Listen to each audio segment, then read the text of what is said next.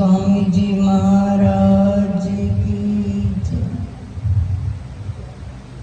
मेरे हृदय सम्राट, मेरे इष्ट देव, मंचासीन मेरे श्री गुरु महाराज जी का प्यारा प्यारा बगीचा, प्यारे प्यारे बगीचे के इतने इतने सुंदर फूल, मेरे भाई और बहनों, आपके समक्ष चंद मिनटों के लिए कहना है। देखिए, सबने अपने अपने दिल की बात कही। हर दिल में उसकी याद है।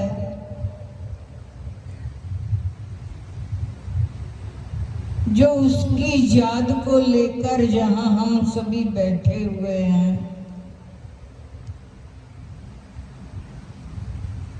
कहते हैं सतगुरु हमसे दूर नहीं, तेरा भी कसूर नहीं, वेखन वाली अख जेड़ी ओदे विच नूर नहीं। कौन कहता है कि वो हमसे दूर है?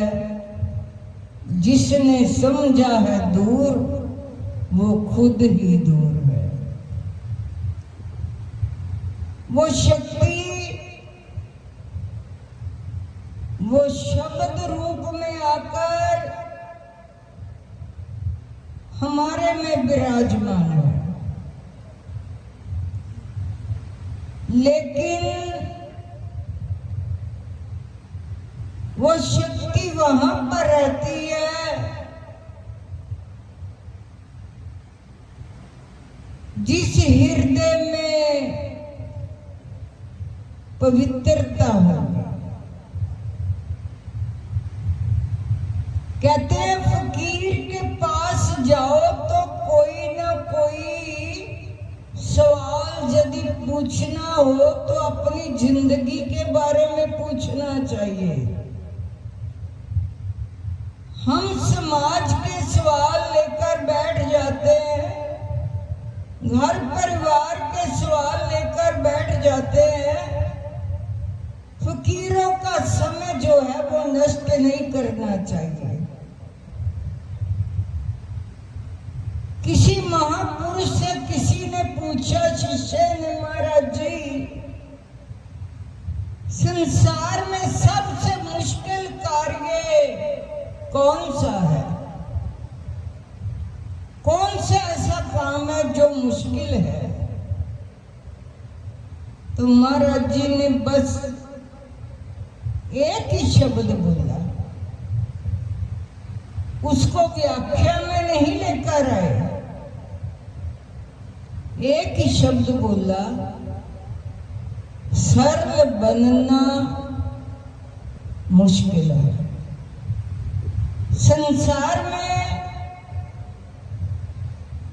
एक सरल हृदय, स्वच्छ हृदय, पवित्र हृदय, जिसमें महाराज जी का निवास है, वही बनना मुश्किल है। आज हमारी भागदौड़ प्रतिष्ठा के पीछे है कि हमारे तुल्य कोई हो ना जाए। जब ऐसा भाव जीवन में आता है तो उसका जीवन बनना मुश्किल हो जाता है। हम अपने आप को बनाना शुरू कर देते हैं, इसमें जीवन नहीं बनता। हम अपने आप को बनाते हैं। जैसे जब उदो जी गोपियों को भगवान कृष्ण जी के कहने से ज्ञान देने के लिए वृंदावन गए, तो तो गोपियां इतनी सरल थी,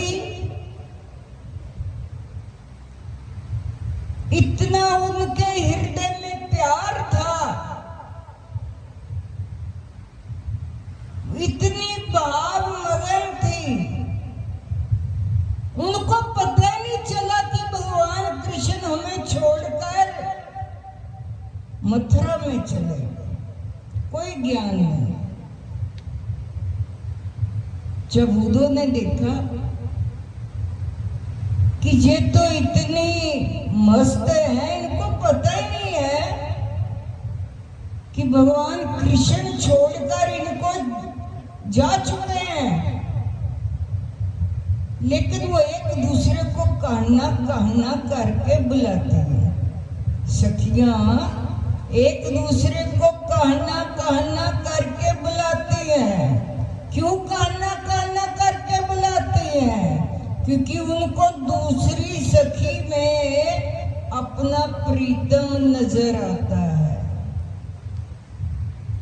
अपने भगवान कृष्ण नजर आते हैं। इसलिए वह हर सखी एक दूसरी गोपी को कान्हा कान्हा कर कर बुलाती है। जब तो उद्धव जी सोचते हैं मेरा दिमाग जो है वो चकरा रहा है, ये एक दूसरे को कान्हा कान्हा क्यों बुला रहे हैं? वो उसी को बुला रही हैं, वो उसको बुला रही हैं। जब उनसे कहा गया, कहते कान्हा, ये तो कान्हा ही है, कान्हा कहाँ चले गए? हमें छोड़कर नहीं जा सकते। इतनी मगन हो गए। तो उद्धव का ज्ञान वहां काम नहीं आया। वापिस आकर सारी राम कहानी भगवान कृष्ण जी को बता दी कि वो तो एक दूसरे को कान्हा कान्हा बुला रही थी। उनको पता ही नहीं है कि आप मथुरा में आ गए हो। तो ऐसा एक भाव समाधि होती है जो सरल बन जाता है, जो निष्कपट बन जाता है। उस हृदय में उस मालिक का, मेरे गुरुदेव का, मेरे स्वामी जी महाराज जी का निवास होता है। हमें 10-15 रोज की बात है, मैं यहाँ कुरुक्षेत्र में आई तो श्री स्वामी जी महाराज जी की बातें करनी, क्योंकि मेरा स्वभाव है कि जब भी मैं आती हूँ तो बड़े भाई जी से कुछ बातें शेयर करती हूँ, कुछ उनसे लेती हूँ, कुछ बताती हूँ कि हमारे साथ कैसे कैसे हुआ। पिछली बातों को याद करते रहते हैं। तो भाई जी मेरे को कहने लगे, भाई जी अब वो टाइम आ चुका है, ये सच्चाई मैं बता रही हूँ, कि मेरे को कई बच्चे बोल देते पिछली बातों को छोड़ दो, अब नया जमाना आ गया। मैंने कहा उनके लिए आ गया होगा, हमें तो वो पिछला ही याद आता है, जो श्री महाराज जी का बताया हुआ सिद्धांत है वो याद आता है। जैसे आपने सुना होगा कि श्री स्वामी जी महाराज जी दान का सदुपयोग कैसे किया जाता है, वो हम जीवों को बार बार समझाते हैं। कहते एक बार महात्मा गांधी जी के सेवाग्राम में उनका बेटा कांति भाई सेवा में आ गया। जब सेवा में आ गया तो महात्मा गांधी जी ने जो आश्रम के नियम थे वो उसको बताए, क्योंकि आश्रम के कुछ नियम होते हैं। तो जब नियम बताए, जब तक आश्रम में रहने वाले आश्रम के नियमों को नहीं अपनाता, उसका रहना मुश्किल हो जाता है। हम तो कहते हैं ना, भजन करो, अभ्यास करो, सेवा करो, पर यही नियम है, कुछ और नहीं कहा गया। तो जब उनका बेटा, जब उनको कपड़े बांटने लगे तो 2 धोती दी गई। उनका बेटा कहता है, मेरा तो 2 धोती से गुजारा नहीं चलेगा। क्यों नहीं चलेगा? सभी आश्रम वासियों का 2 धोती से गुजारा चलता है, तेरा क्यों नहीं चलेगा? कहता नहीं भाई, मेरा नहीं चलेगा, मेरे को 1 धोती और दे दो। महात्मा गांधी जी कहने लगे, मेरा 2 धोती से गुजारा चल जाता है, तेरा क्यों नहीं चलेगा? तू भी 2 रख, 1 धो, 1 फिर डाल ले, मैली हो जो दूसरी धो ले। जब मैं 2 पहनता हूं, तेरे को तीसरी कैसे दे दूं? सभी आश्रम वालों के पास 2 ही है।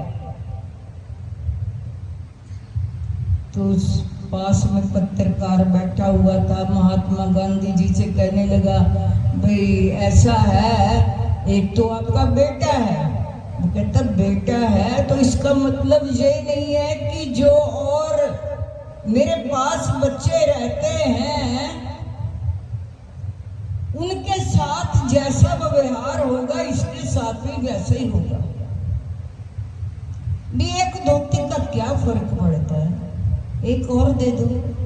महात्मा गांधी जी कहने लगे, नहीं भाई, मैं नहीं दे सकता, क्योंकि जे स्वतंत्रता संग्राम के लिए पैसे आते हैं,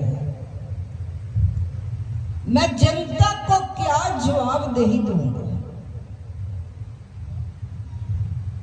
इसकी आदत खराब हो जाएगी। मैं इसको धोती नहीं दे सकता, इसकी तो संग्रह करने की वृत्ति हो जाएगी। मैंने 2 ही देने। तो मेरे को श्री स्वामी जी महाराज जी की याद उसी वक्त हृदय में आ गई कि जब बात तो सच है कि एक बार श्री स्वामी जी महाराज जी फगवाड़ा में आए,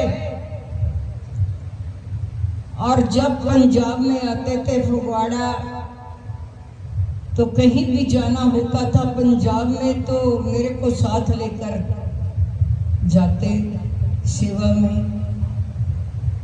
तो मेरे को जलंधर ले गए, जलंधर ले गए, कहने लगे, भाई जी फला हमारे भक्तों की दुकान है, वहां पर चले जाओ, आप वहां से कुछ शाले जो है वो खरीद कर ले आओ। वो शाले जितने बच्चे थे कुरुक्षेत्र में जो और आश्रमों में, वो सभी के लिए खरीद कर ले आए। तो महाराज जी जिस जिस बच्ची को वो शाल दी, उससे पहली वाली शाल जो थी वो वापस ले, तब नहीं थी। कहते इन बच्चों को ये आदत ना पड़ जाए कि एक से दूसरी भी लेनी है। इस कैटेगरी में मैं भी हूं, मैं ऐसा नहीं बोल रही कि हम लोग नहीं ले रखते, रखते जरूर है। अगर कोई मांग ले उसी वक्त उसको दे भी देते हैं, ऐसा भी भाव होना चाहिए, संग्रह करके नहीं रखना चाहिए। श्री स्वामी जी महाराज जी नहीं देते थे, पहले वाली ले लेते थे। अपने बच्चों को यही शिक्षा दी कि दान का सदुपयोग कैसे करना चाहिए। जो हमारे श्री स्वामी जी महाराज जी के बहुत बड़े बड़े सिद्धांत हैं जिनको हम लोग अपने जीवन में अभी तक मेरा मतलब अपना ही नहीं सकते। हम एक दूसरे को बात बड़ी आसानी से कह देते हैं, लेकिन जो अमल करना होता है वो एक अलग चीज होती है। लेकिन इतना मैं जरूर कहूंगी, ज्यादा नहीं तो थोड़ा थोड़ा श्री स्वामी जी महाराज जी का जो हमें बच्चों को वरदान दिया है कि तुम लोग शहंशाहों के भी शहंशाह हो, उनका वरदान है। कमी किसी को भी नहीं है। बांटने की इच्छा होनी चाहिए। जोड़ना विषाद है, बांटना प्रसाद है। जोड़ेगा वो विषाद होगा, वो दुखद होगा, लेकिन बांटेंगे वो प्रसाद होगा, वो सुखद होगा। हमारी जिंदगी को भी सुखद करेगा, दूसरे की जिंदगी को भी सुखद करेगा। ऐसे शहंशाह हमारे श्री स्वामी जी महाराज जी, जिन्होंने जीवन में बिल्कुल सादापन अपनाया। जब हम लोग गर्मियों में आते यहाँ देखते थे, आंगन में चारपाई लगाई होती थी और वो चारपाई भी वो दूसरी वाली होती थी, बाण वाली, और उसके चरणों की ओर एक खेत सा होता था, उसको बिछाया होता था, एक सिरहाना रखा होता था। और इतना सादा जीवन, जे कहने की बात नहीं, देखी हुई उनका बिस्तर हम लोगों ने बिछा कर रखा, लेकिन उन्होंने वो एक ही खेस पर अपने जीवन को सादा जीवन जिया। और कैसे कैसे मेरे को आज भी याद है, जब सर्दियों का भंडारा शिवरात्रि का आया तो सभी संगत जब आराम करने लगी, हम श्री स्वामी जी महाराज जी के कमरे में चले जाते थे। कहने लगे, बच्चों आपके पास कोई ओढ़ने के लिए नहीं है? हमने बोला, नहीं भी, कुछ भी नहीं है। उसी वक्त अपनी रजाई जो 3 पांव की थी, 3 पांव रुई होती थी उनकी रजाई में, इससे ज्यादा नहीं होती थी, और वो हमको दे दी, आप लेकर लेट जाओ। अपनी लोई लेकर महाराज जी बैठ गए। ऐसा उनका जीवन था, तप का।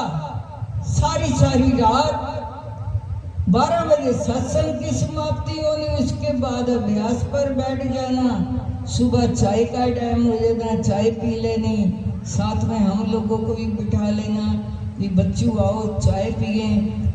ये उनका प्यार था।